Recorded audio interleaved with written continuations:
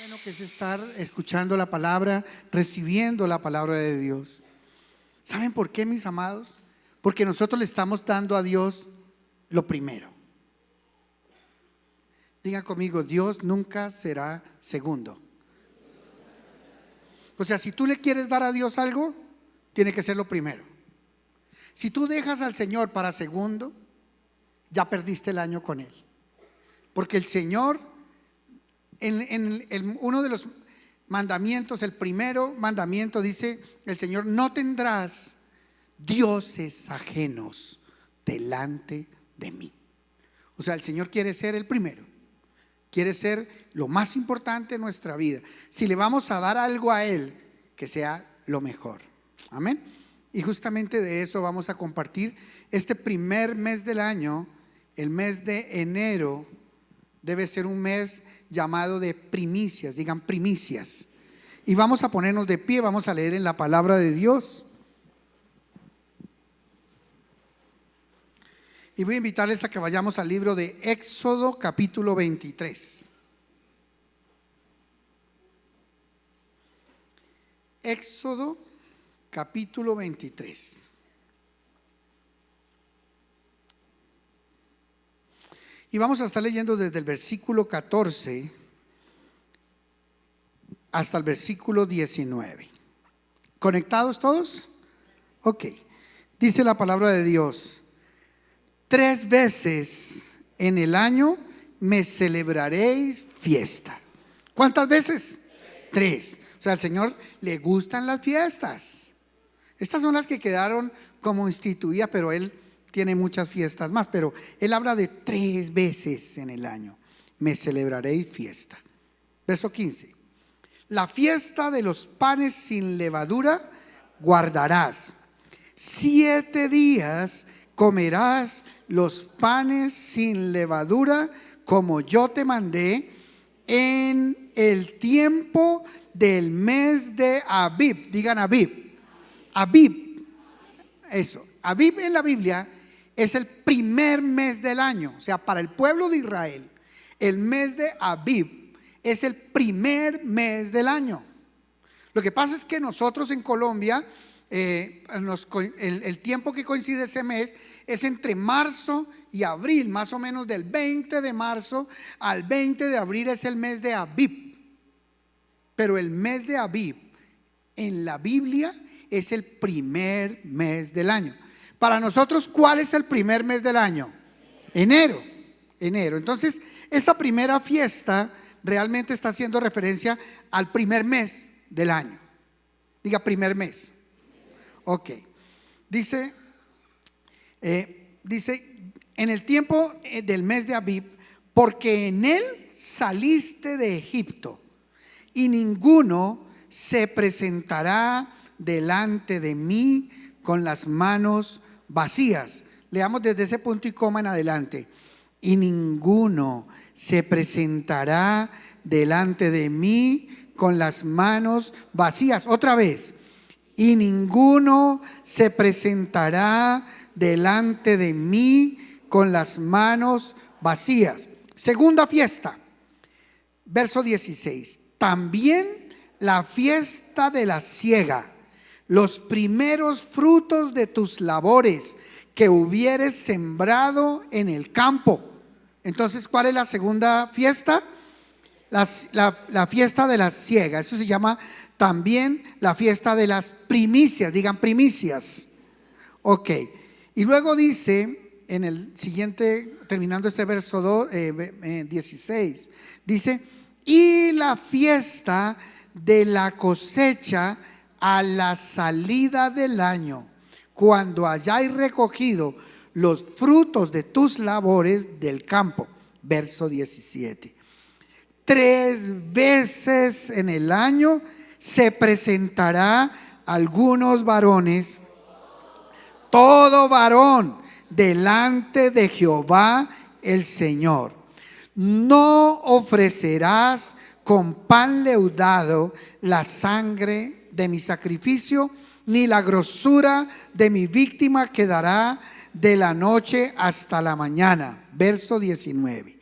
Las primicias de los primeros frutos de la tierra traerás a la casa de Jehová tu Dios. Otra vez, las primicias de los primeros frutos de tu tierra traerás a la casa de Jehová tu Dios. No guisaréis el cabrito en la leche de su madre. Amén. Bueno, hoy vamos a hablar acerca de las primicias. Digan conmigo, las primicias. Porque siempre Dios quiere ser el primero. Por eso fue que el Señor dice en la palabra que Dios es un Dios celoso, que no comparte su gloria con ningún otro. ¿Cuál es la gloria de Dios? Es la adoración de sus hijos y de su pueblo. Y si hay algo que Dios no está dispuesto a compartir, es su gloria con nadie más.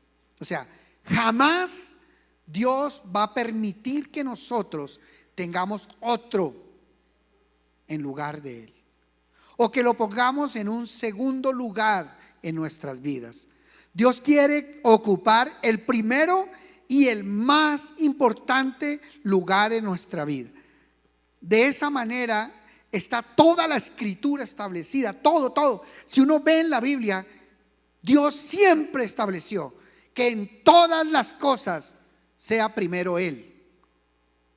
En todo lo que hagamos, le demos el primer lugar a Él. Quiero decirles una cosa con respecto al diezmo. Yo quiero que nos imaginemos todos que tenemos aquí, en este lugar,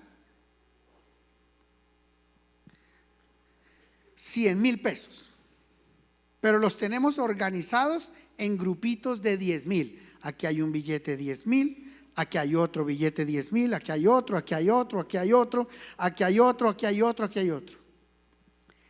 ¿Cuál de esos es el diezmo? Bueno, ¿cuánto es el diezmo? La décima parte, o sea, de 100,000 pesos, ¿cuánto es el diezmo? 10,000. O sea, uno de esos billeticos es el diezmo. La pregunta es, ¿cuál de esos billetes es el diezmo? ¿Cuál primero, el de allá o el de acá? ¿Cuál es el primero? ¿Cuál es el primero? ¿El de acá o el de allá? ¿El de la derecha o el de la izquierda? Pues para mí ese es el de la derecha, para ustedes es este. Entonces, ¿cuál de la derecha? ¿El de la derecha mía o el de la derecha de ustedes? ¿O el de la derecha de Dios?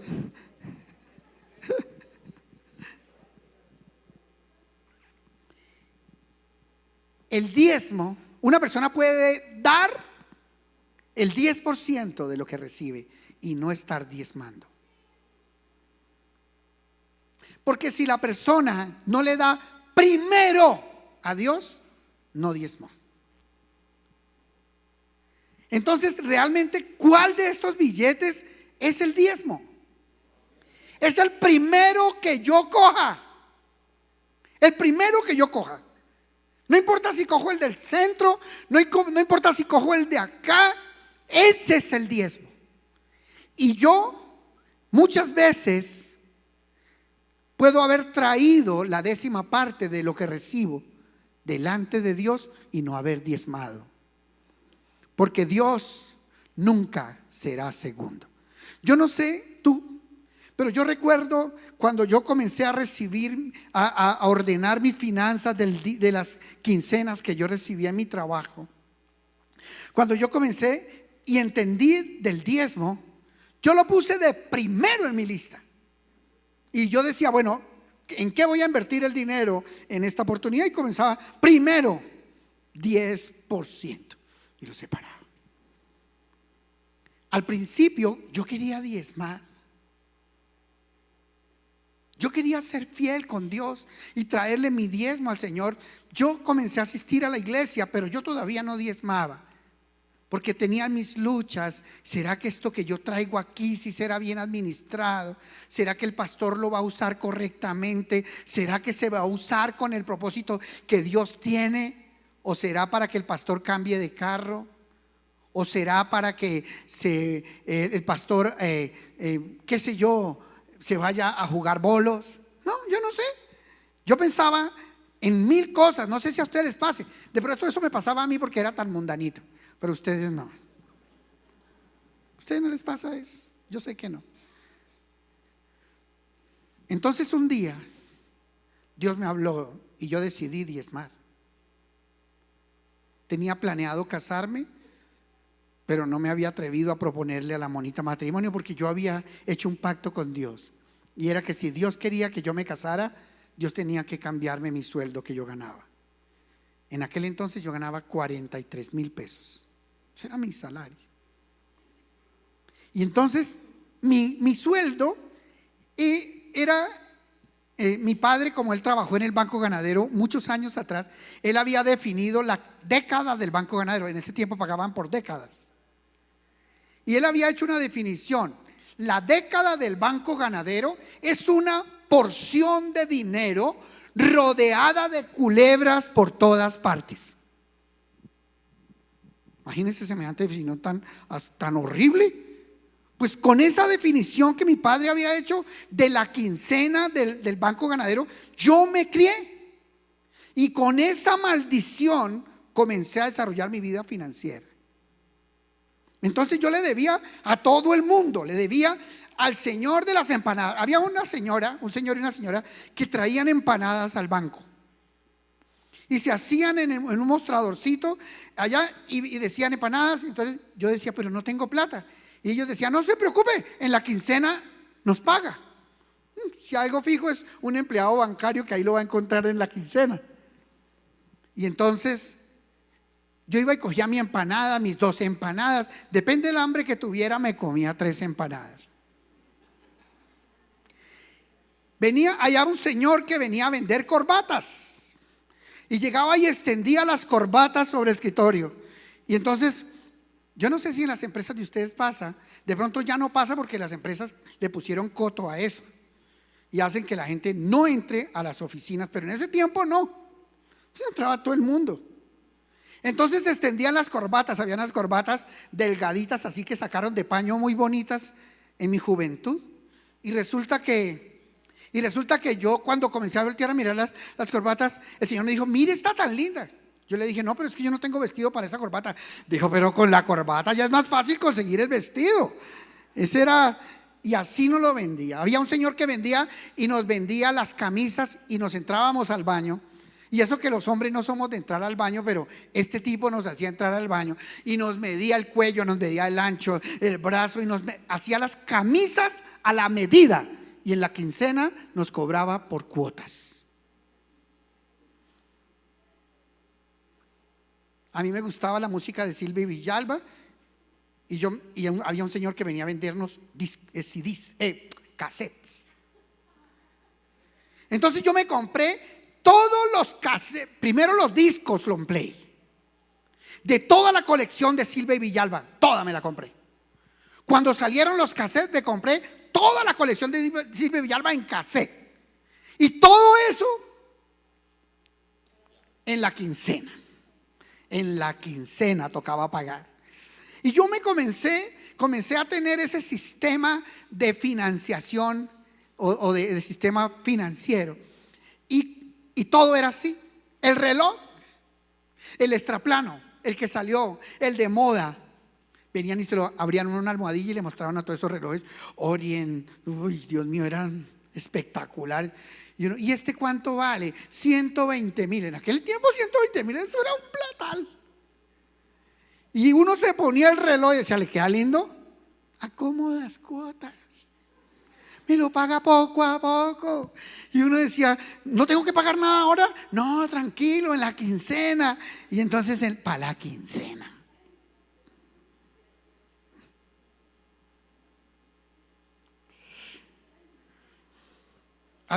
En ese tiempo yo quería estudiar inglés y vinieron con un curso que se llamaba International System. aprender por Himnopedia. En mi tiempo existían los discos de 45 revoluciones, así chiquitos.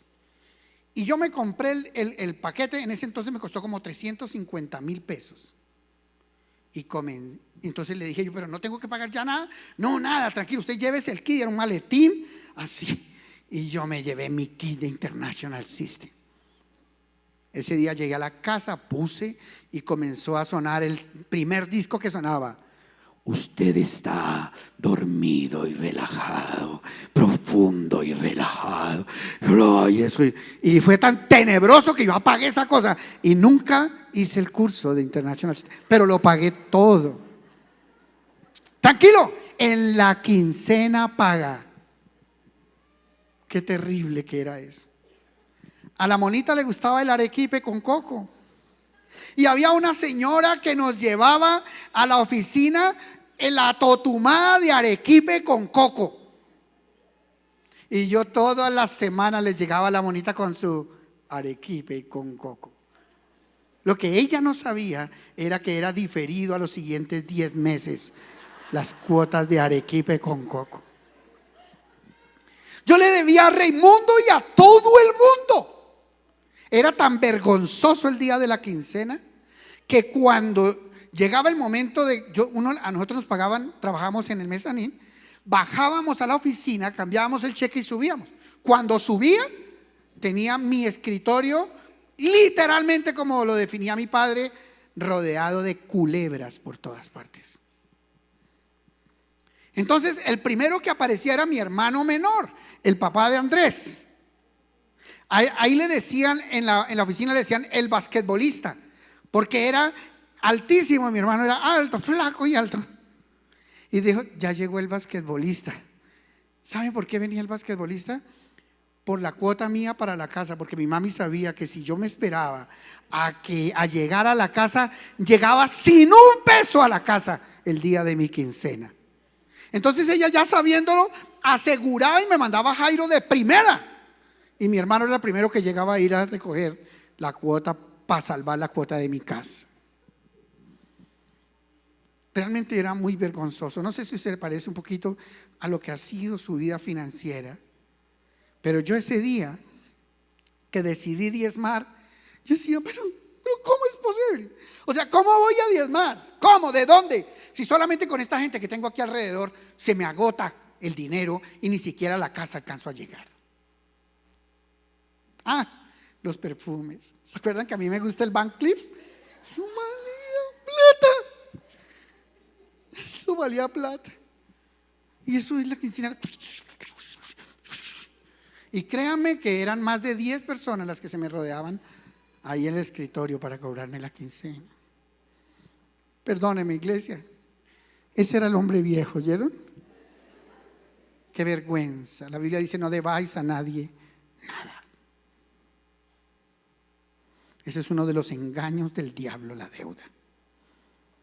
Y uno cree que uno tiene un sueldo, pero ese sueldo se vuelve nada cuando uno tiene que ir a pagarle a todo el mundo, porque por desordenado uno hace eso. Pero el día que yo decidí diezmar, que escuché la predicación de mi pastor, creo que fue en un enero, sobre el diezmo, yo ese día me levanté, fui, cambié mi cheque. ¿Y saben qué hice? Dejé mi saco ahí en el escritorio. Cambié mi cheque en el primer piso, era en Parque Nacional 39,13. Y bajé al primer piso, cambié mi cheque y me fui para la iglesia. Yo sabía quiénes estaban allá arriba esperándome. Pero yo me fui para la iglesia y todo el mundo preguntaba, ¿y vendrá ahora? ¿Vendrá? Sí, porque aquí dejó el saco. Todos pensaban que yo estaba, de pronto me fui a tomar un tinto, algo. Yo me fui hasta la iglesia mía a ir a llevar mi diezmo. Y llegué yo a la iglesia y golpeé, y ese día salió el hermano que cuidaba la iglesia, el templo, que se llama Ignacio Zapata. Y abrió el templo y me dijo, hermanito, ¿qué haces a esta hora acá? Entonces yo le dije, hermano Zapatica, yo vengo a traer mi diezmo porque es la primera vez que voy a diezmar, y si espero hasta la tarde no voy a traer ni un peso. Y cogí la 10ª parte de lo que ese día me llegó, o de mi quincena de esa oportunidad, lo metí en un sobre y lo eché en la urna. Eran unas urnas no pequeñitas como esta, sino de esta altura hasta el piso, así como en diagonal. Eso le cabía hartos sobres. Y entonces yo llegué y cogí, la eché. Y yo dije, ya no lo puedo sacar. Imposible que yo le vaya a decir al hermano Zapatica que me abra la urna para sacar la plata. Ya no se puede. Y yo dije, ya lo hice. Gloria a Dios. Y me salí de la iglesia y me fui para la oficina cantando. Cantando llegué. Y cuando yo llegué a la oficina, ¿ustedes saben qué milagro había? Mi escritorio estaba rodeado por un poco de culebras por todas partes, desde mi hermano. Entonces yo llegué y saqué la plata que me quedaba y les dije, ¿saben una cosa? No me alcanza para darle a todos, pero le voy a dar a cada uno un poquito. A mi hermano le entregué todo lo que había que entregarle de él, de la casa, y a los demás, al de los discos, al de las lociones, a los de las empanadas, a los de los arequipes. A cada uno le di un poquito. Y se fueron todos y yo me quedé tranquilo. Me daba una vergüenza con mis compañeros, porque la gente esperando allí, yo al final, y todo el mundo oía y veía lo que uno hablaba, porque era una oficina abierta. Y ese día yo obviamente le pedí perdón al Señor por haber sido tan desordenado, por nunca haberle dado a Él el primer lugar. En la semana siguiente recibí una llamada de la dirección general. Y la doctora que me llamó me preguntó, Aníbal, ¿cuánto tiempo llevas trabajando con el banco? Yo le dije, yo llevo 7 años, doctora. Me dijo, ¿y qué puestos has hecho? Yo le dije, este. Todos los puestos de moneda extranjera yo los había hecho ahí. ¿Y qué estás haciendo ahora? Yo le dije, en el área contable de moneda extranjera estoy ahora. Y me dijo, ¿y en qué semestre vas en la universidad? 7º semestre de ingeniería de sistemas. Y me dijo ella, quisieras venirte a la dirección general a trabajar conmigo, haciendo lo que estás haciendo en ese lugar, pero ganándote más del doble de lo que hoy ganas. Cuando yo escuché eso, Dios mío, yo lo único que a mí se me salieron las lágrimas, me emocioné y le dije, doctora, usted no sabe cuánto estoy anhelando recibir esa noticia, y claro que si quiero irme, cuente conmigo. Pues a los 8 días ella me tenía ya y ni siquiera pagué como preaviso ni nada de esas cosas. Mi jefe me tuvo que soltar porque era la jefe de él también, y me llevó y comencé a ganar 98,000 pesos de sueldo. Con 98,000 pesos yo podía proponer matrimonio. Ese día mi jefa llegó y dijo, quiero, Aníbal, que ahora con esto que vas a ganar no es que te vas a salir corriendo a ir a casarte. No, es para que compres tu carro, tu apartamento, para que viajes, para que aproveches. Yo le dije, tranquila, doctora, no se preocupe. Esa noche tenía una cita con la monita en un restaurante que se llamaba El Búho, en la 71 con 11. Y ese día le tenía un anillo ya preparado para proponerle matrimonio. Y al año nos casamos. Tuve que pagarlo durante un tiempo ese anillo, pero con el retroactivo de la primera quincena del nuevo sueldo me puse al día, gloria a Dios. Y yo entendí que esa maldición de la deuda es una de las cosas más difíciles de arrancar del corazón. Solamente la podremos arrancar el día que le demos a Dios el primer lugar. Y quiero que sepan una cosa, si yo no hubiera salido corriendo ese día a llevar mi diezmo a la iglesia, jamás lo hubiera entregado, porque seguro que yo no hubiera podido sostener esos recursos en mi bolsillo hasta llegar a la iglesia por la noche. No lo hubiera podido hacer, o hasta el domingo. Tuve que hacerlo así, mire, porque Dios me enseñó desde ese día que Dios nunca será segundo en nuestra vida, que si queremos agradar a Dios tenemos que darle a Él y solo a Él el primer lugar. ¿Ustedes qué creen, mis amados? Después de esa respuesta de Dios tan clara en mi vida, ¿ustedes creen que yo pude volver a dejar de diezmar alguna vez en mi vida? Jamás. Porque si hay algo que yo sé, es que Dios es real y que responde cuando uno es fiel a Él. Y que si nosotros somos fieles y le damos a Dios lo primero, no el 10%, es lo primero. Dios siempre tendrá que ser en nuestra vida lo primero. El primer mes del año, digan conmigo, el primer mes del año es para ti, Señor. Dile, el primer mes del año es para ti. Los primeros frutos del año son para ti. El primer momento del día es para ti. Lo mejor de mi vida lo consagro para ti, Señor. Amén. Dale un aplauso al que merece lo primero en nuestra vida. Por eso nosotros no podemos poner excusas cuando de servir a Dios se trata, porque Dios quiere que también en nuestro trabajo, que también en nuestra profesión, que también en todas las áreas de nuestra vida Él ocupe el primer lugar en nuestra vida. Amén. Quiero que vayamos al libro de Génesis capítulo 4 y vamos a leer desde el verso 3 hasta el verso 5. Génesis 4 del 3 al 5. Dos hermanos criados en la misma familia, criados bajo las mismas circunstancias y condiciones. Dos hermanos, hijos del mismo papá y la misma mamá. Dos hermanos bendecidos.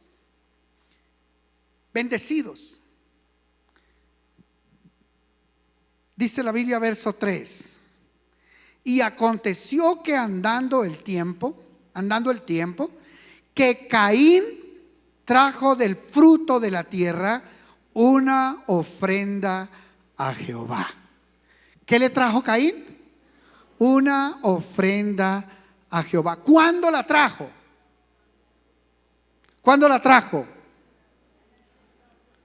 Andando el tiempo.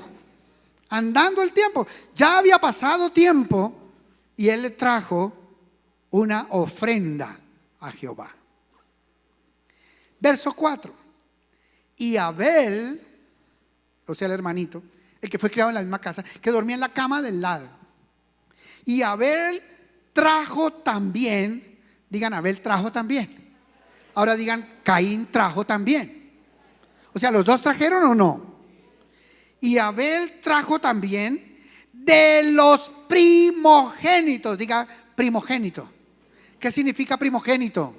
Primero, de los primogénitos de sus ovejas, de lo más gordo de ellas. Quiero preguntar una cosa, ¿hay alguna diferencia entre las dos ofrendas o no? ¿O quiere registrar la Biblia que hay diferencia entre las dos ofrendas o no? De lo más gordo de ellas. Y miró Jehová con agrado a Abel y a su ofrenda, pero no miró con agrado a Caín y a la ofrenda suya. Y se ensañó Caín en gran manera y decayó su semblante.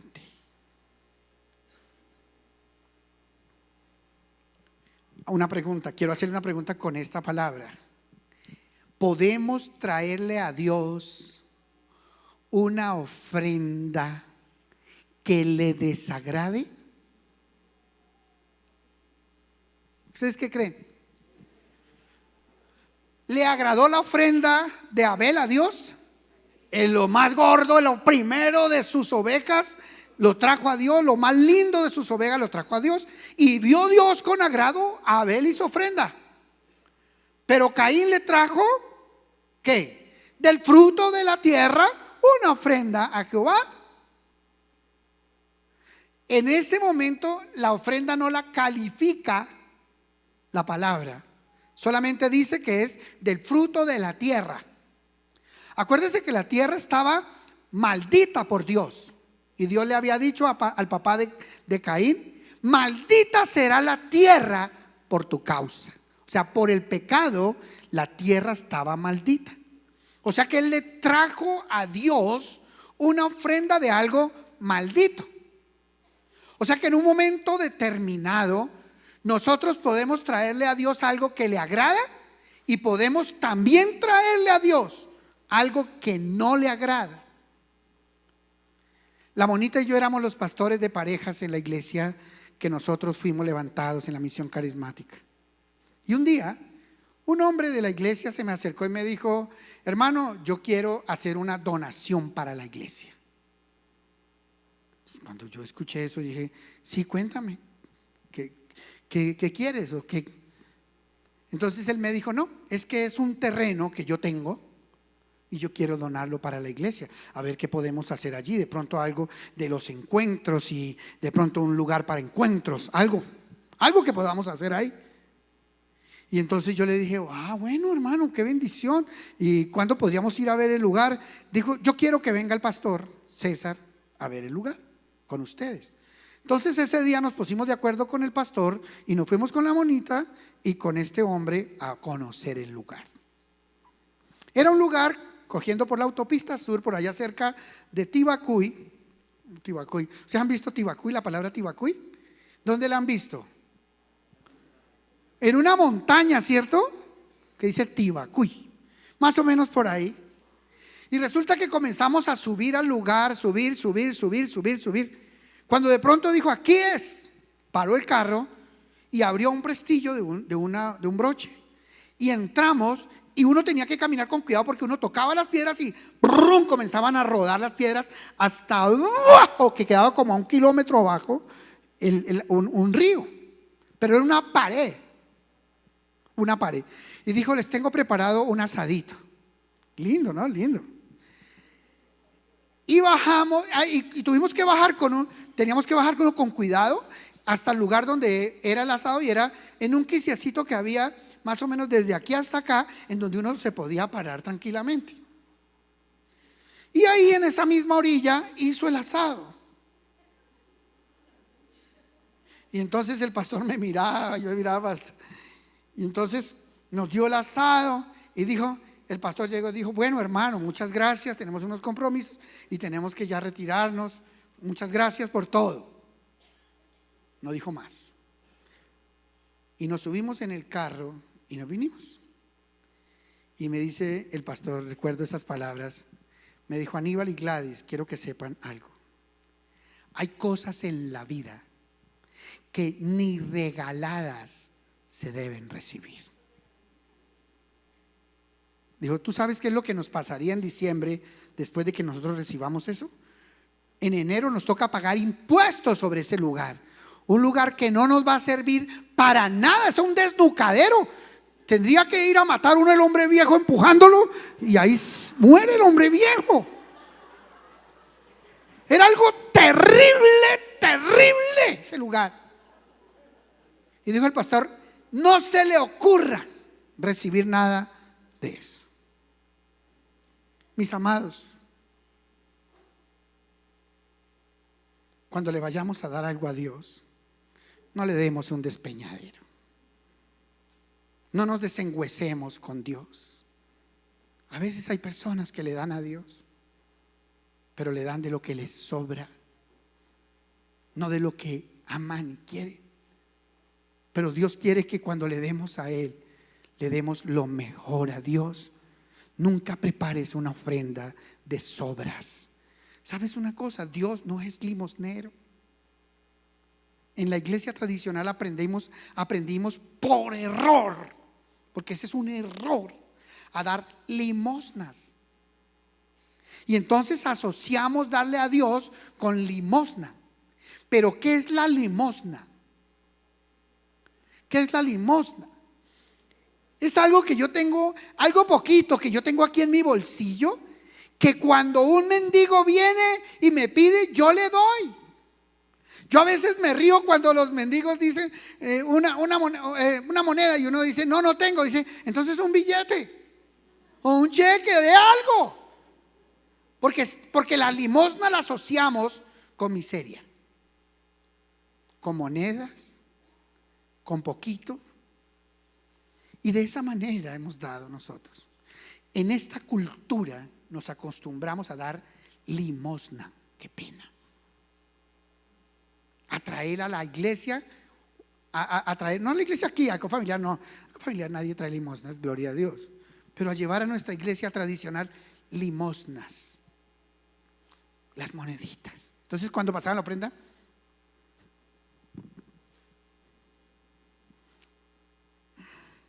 no tengo monedas, no tengo monedas, y no dábamos. O sea, si no había monedas, no dábamos. Al Señor que nos limpia el parabrisas del carro, el vidrio, no tengo monedas, pero podemos tener 2,000 pesos ahí en un billete y no lo sacamos. ¿Saben por qué? Porque en esta cultura desgraciadamente nos acostumbramos a dar ¿qué? Limosnas. Pero pregunto, ¿Dios es limosnero? Cuando nosotros le damos a Dios, el término no puede ser limosna. El término que usa la Biblia cuando le damos a Dios se llama ofrenda. Y es totalmente diferente a una limosna. Porque la ofrenda es algo que me cuesta. Dice el rey David: no le ofreceré a Jehová sacrificio que no me cueste. Si no me cuesta, no se lo voy a dar a Dios. Porque a Dios no le voy a dar de lo que me sobra. A veces yo he invitado personas a la iglesia para que vengan a escuchar la palabra de Dios y que se puedan convertir. ¿Saben cuál es el comentario de muchas de las personas? No tengo tiempo. Qué pena, pero no tengo tiempo. Un día de estos que tenga tiempo, no. Y entonces cuando lo llaman a uno le dicen: mire, hay reunión allá, es que hoy no tengo nada que hacer. Y siempre para Dios dejamos cuando no tenemos nada más que hacer, cuando no tenemos ningún compromiso. A Dios siempre le damos, o tenemos la tendencia a darle lo que nos sobra a Dios. No le traigas a Dios una ofrenda que no te cueste, porque Dios no va a valorar esa ofrenda. Fue tan tremendo para el Señor, el tema de las ofrendas ha sido tan tremendo, que un día se sentó con los 12 apóstoles, los trajo al templo y les dijo: muchachos, hoy la cátedra hoy es en el templo. Y los sentó a los 12 apóstoles en la primera fila del templo. Ese día llegaron antes de que se cerrara la puerta, obvio, ¿no? Que si no, no hubieran podido entrar. Y en la primera fila se sentaron. Y igualito que se hace aquí en Ecofamiliar, se pone para recibir la ofrenda y todos vienen a traer la ofrenda al altar. Así es bíblico. Entonces pasaron las personas de la red de servicio a recibir la ofrenda ahí en la sinagoga. Y él les dijo: observen, porque los voy a evaluar al final de la ofrenda. Y ellos comenzaron a observar a cada uno. Y en ese momento estaban observando más o menos cuánto daba cada uno. No había sobrecitos de la ofrenda que uno lo mete ahí y no se sabe cuánto es. No, cada uno venía. Y entonces él les dijo: ¿sí observan a esa viuda? Y ellos: sí, Señor, la vimos. Que puso 2 blancas en la cesta de la ofrenda. Sí, lo vimos, Señor.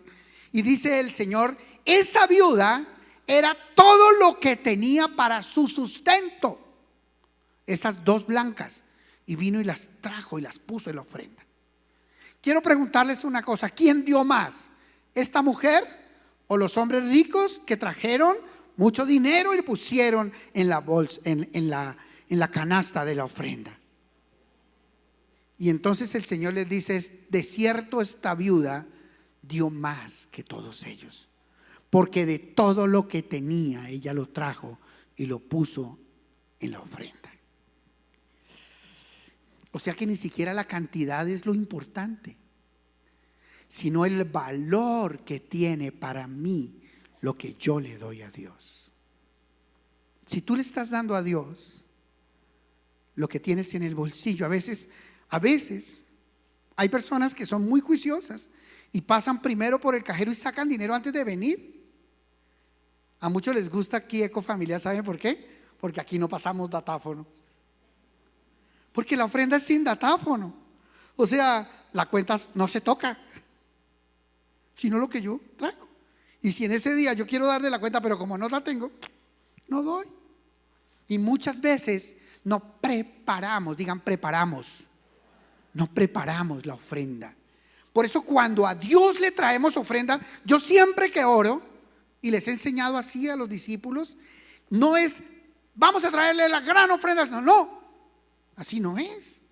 Es si tú has preparado una ofrenda para el Señor, porque no voy a esperar a que se conmuevan aquí para que den más, no. Si tú has preparado una ofrenda para el Señor, porque la ofrenda para Dios se prepara, tú deberías salir y antes de irte para tu casa pasar por el lugar donde están los sobres de ofrenda y coger un sobre y meterlo en la Biblia. Y cuando tú estés haciendo tu devocional, mira ese sobre y dile: Señor, ¿qué quieres que te dé? Te quiero dar lo mejor.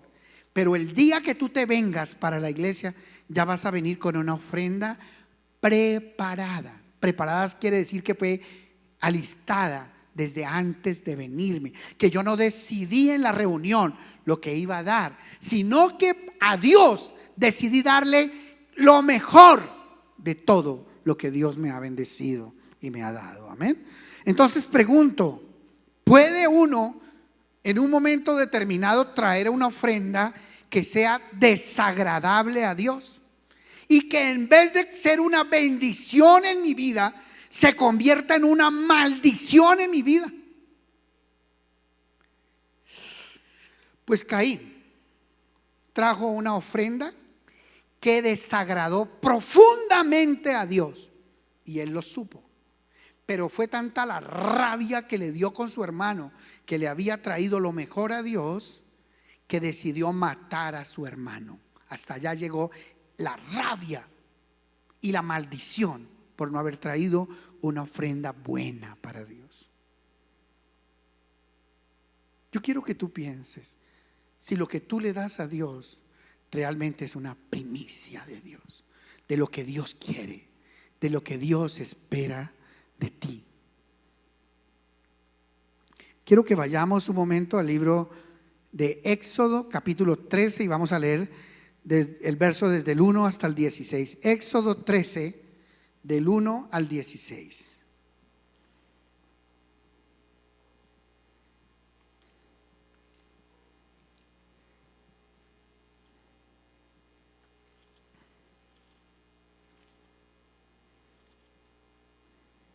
¿Lo tenemos? Dice: Jehová habló a Moisés diciendo: conságrame todo primogénito, cualquiera que abre matriz entre los hijos de Israel, así de los hombres como de los animales, mío es. ¿Qué debemos darle al Señor? El primogénito es del Señor. ¿Cómo así que yo le voy a consagrar mi hijo primogénito? Digamos que entonces yo tendría que haber venido y sacrificado a Daniel aquí, haberlo matado acá para sacrificárselo al Señor. Mire cómo dice el Señor que se debe manejar. Y Moisés dijo al pueblo: tened memoria de este día en el cual habéis salido de Egipto, de la casa de servidumbre, pues Jehová os ha sacado de aquí con mano fuerte. Por tanto, no comeréis leudado. Vosotros salís hoy en el mes de Abib, y cuando Jehová te hubiere metido en la tierra del cananeo, del eteo, del amorreo, del heveo, del jebuseo, la cual juró a sus padres que te daría, tierra que destila leche y miel, harás esta celebración en este mes, o sea, en el primer mes. Digan primer mes. Ok, 7 días comerás pan sin leudar. Bueno, yo lo asocio también con el ayuno de esta semana. 7 días comerás pan sin leudar, y el 7º día será fiesta para Jehová. Por los 7 días se comerán los panes sin levadura, y no se verá contigo nada leudado, ni levadura en todo tu territorio. Y lo contarás en aquel día a tu hijo diciendo: se hace esto con motivo de lo que Jehová hizo conmigo cuando me sacó de Egipto. Y esta será como una señal sobre tu mano y como un memorial delante de tus ojos, para que la ley de Jehová esté en tu boca, por cuanto con mano fuerte te sacó Jehová de Egipto. Por tanto, tú guardarás este rito en su tiempo, de año en año. Cuando Jehová te haya metido en la tierra del cananeo, como te ha jurado a ti y a tus padres, y cuando te la hubiere dado. Dedicarás a Jehová todo aquel que abriere matriz, o sea, el primer hijo, y asimismo todo primer nacido de tus animales, los machos serán de Jehová. Verso 13. Mas todo primogénito de asno, o sea, el asno no era un animal que se le podía sacrificar a Dios, porque no era un animal limpio que Dios lo recibiera como sacrificio. Pero uno sí podía tener una mula o una yegua, yo no sé cuál es la que tiene el asno. ¿Una asna? Una asna puede tener varios asnos, digamos.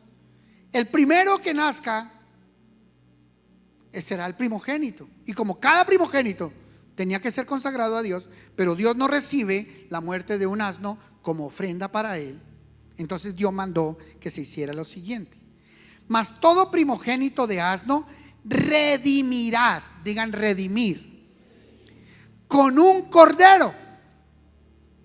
El cordero sí lo recibe el Señor como sacrificio.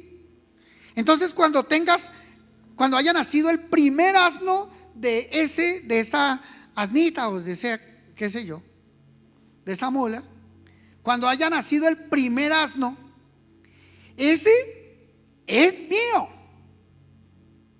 pero no me lo puedes sacrificar. Entonces, en contraprestación, no es que no me vas a dar nada, porque entonces muchos se dedicarían al negocio de los asnos. En contraprestación, me vas a traer un cordero. O sea, vas a redimir el asno con un cordero. Me lo vas a pagar. O sea, lo que ese asno cuesta, en vez de traerme el asno, me vas a traer un cordero. Eso se llama redimir. Por eso es que el Señor nos redimió.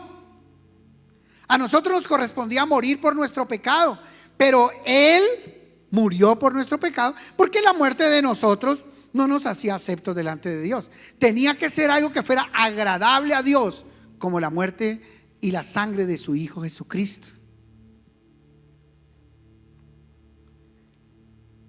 Dice: y si no lo redimieres, quebrarás su servicio. O sea, si tú tienes si tu mula tuvo un asno y tú no tienes con qué redimirlo, entonces mata el asno. Pero tú no te puedes quedar con lo que le pertenece a Dios.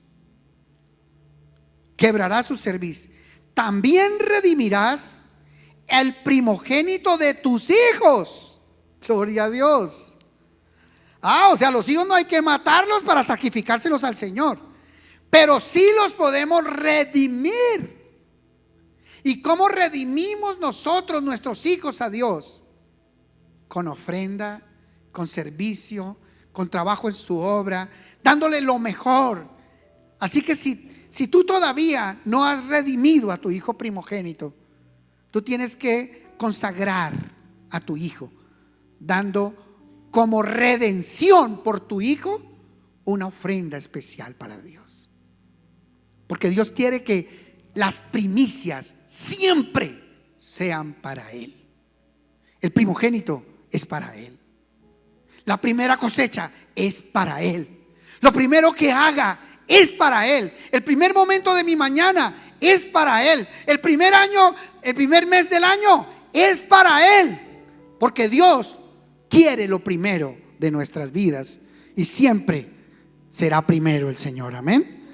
Quiero mostrarles los resultados de esta ofrenda, pero quiero que lo hagamos de pie. En el libro de Deuteronomio capítulo 28. Si ustedes leen el libro de Deuteronomio, todos los capítulos anteriores hablan de las primicias. Les invito a que lean en la Biblia sobre primicias. Nosotros hemos pensado que el diezmo es lo que yo debo cumplir, lo demás es lo que yo quiera. Sí, pero lo que dice la Biblia es que la primicia no es una opción.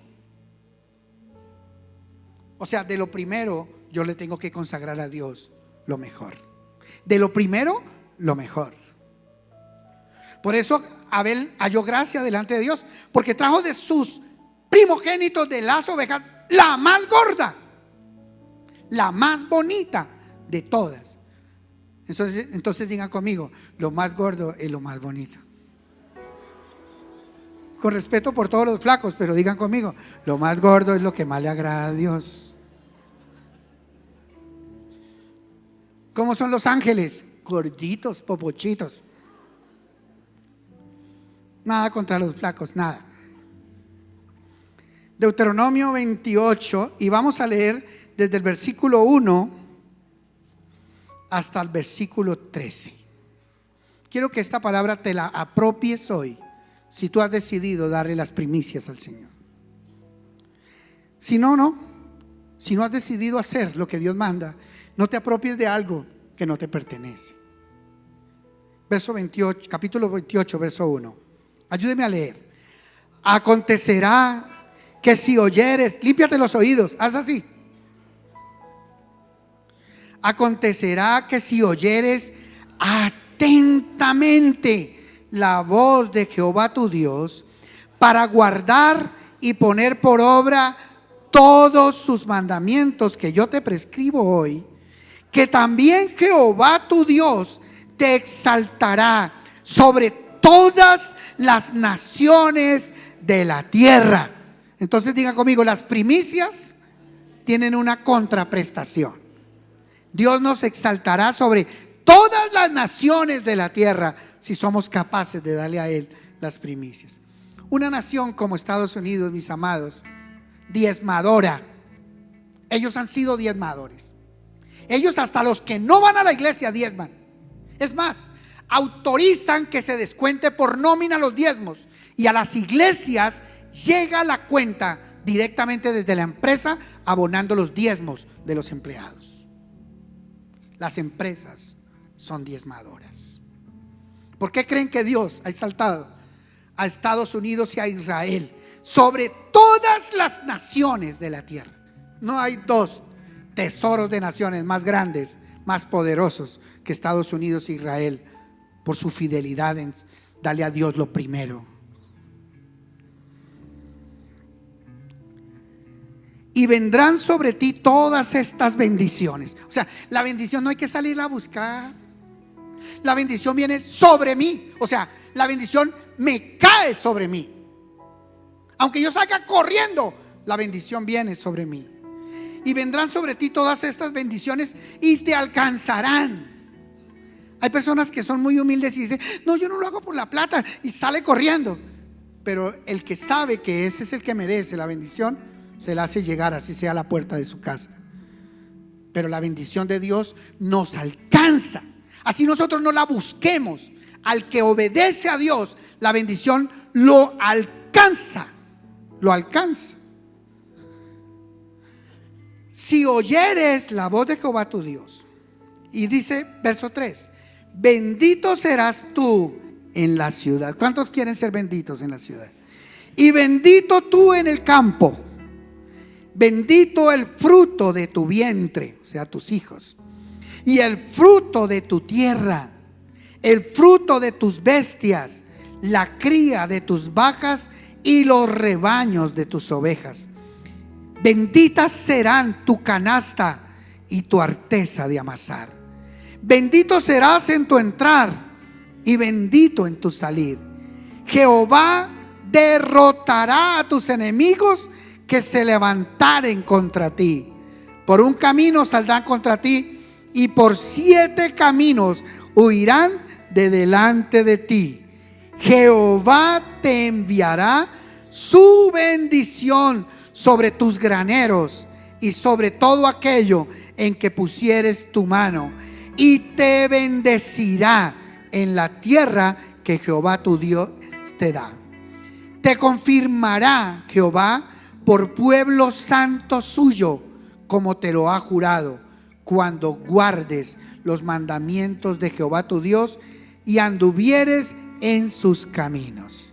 Y verán todos los pueblos de la tierra que el nombre de Jehová es invocado sobre ti, y te temerán, y te hará Jehová sobreabundar en bienes, en el fruto de tu vientre, en el fruto de tu bestia, en el fruto de tu tierra, en el país que Jehová juró a tus padres que te había de dar. Te abrirá Jehová su buen tesoro, el cielo, para enviar la lluvia a tu tierra a su tiempo, y para bendecir toda obra de tus manos. Y este versículo fue el que transformó mi vida. Y prestarás a muchas naciones, y tú no pedirás prestado. Hermano, este año es el año donde Dios quiere erradicar la deuda de nuestras vidas. Amén. De tu vida, gloria a Dios, de mi vida ya la erradicó. Y hace muchos años no tengo ninguna clase de deuda. Y tú, dice, y prestarás a muchas naciones, y tú no pedirás prestado. Te pondrá Jehová por cabeza y no por cola, y estarás encima solamente, y no estarás debajo, si obedecieres los mandamientos de Jehová tu Dios, que yo te ordeno hoy, para que los guardes y los cumplas. Amén y amén. Dale ese aplauso al Señor. Gloria a Dios. Quiero terminar con Proverbios 3, 9 y 10. Leámoslo juntos. Proverbios 3, 9 y 10. 1, 2, 3.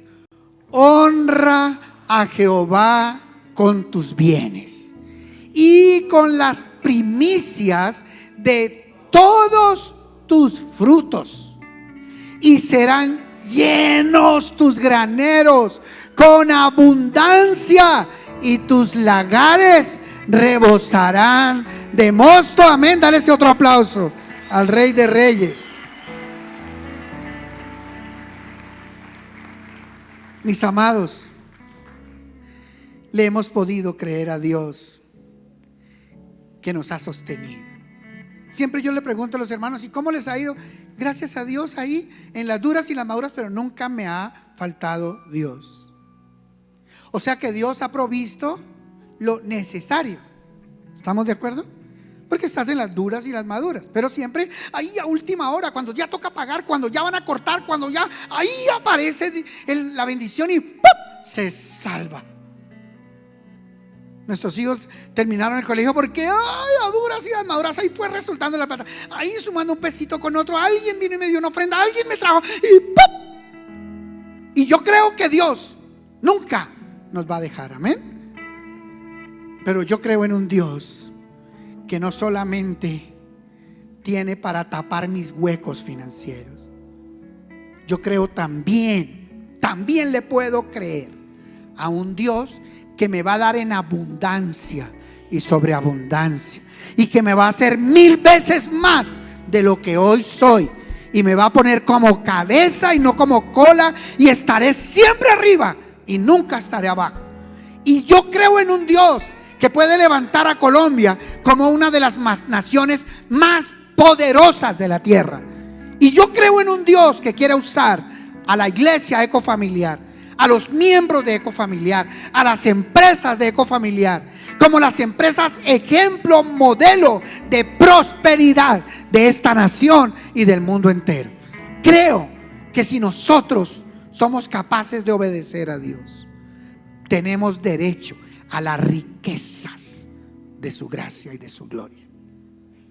Dice la Biblia que Jesús, siendo rico, se hizo pobre para con su pobreza enriquecernos a nosotros. Yo creo que ese Dios que me ha dado para suplir y pagar los arriendos a última hora, antes de que venga a quitarme el apartamento o que vengan a quitarme la casa, yo creo que ese Dios todopoderoso me puede dar no solamente para eso, sino para 1000 cosas más grandes que esa. Amén. ¿Tú lo puedes creer? Si puedes creer, si puedes creer. Si tú no puedes creer, entonces tú vas a estar todo el tiempo diciendo: ahí el Señor nunca me falta, ahí como sea, ahí voy. No, pero es que ese como sea es un sufrimiento, es todos los días pagando un precio de sufrimiento. Pero yo puedo creer en un papá rico que está dispuesto a darme, si yo soy capaz de obedecer y seguir sus pasos. Amén. Ese es el Dios del año 2019, que va a abrir las ventanas de los cielos y va a derramar sobre Ecofamiliar bendición hasta que sobreabunde. Y todo lo que emprendas en este año será prosperado en gran manera. Nada quedará frustrado, nada quedará a medias, porque el Todopoderoso es nuestra retaguardia. Amén. Porque si Dios está conmigo, ¿quién podrá contra mí? Amén. Dale ese aplauso al Señor. Y en esa fe vamos a caminar en este año. Tú no vas a caminar más solamente por el pan de cada día, sino que vas a caminar por la proyección que Dios tiene con tu vida. Porque tú vas a prestar a las naciones, porque tú vas a tener dinero suficiente para que vengan a buscarte de otras naciones para pedir recursos prestados. Pero tú nunca más pedirás prestado. No más. Vamos a vivir con lo que Dios nos da, y vamos a vivir en abundancia y sobreabundancia. Amén.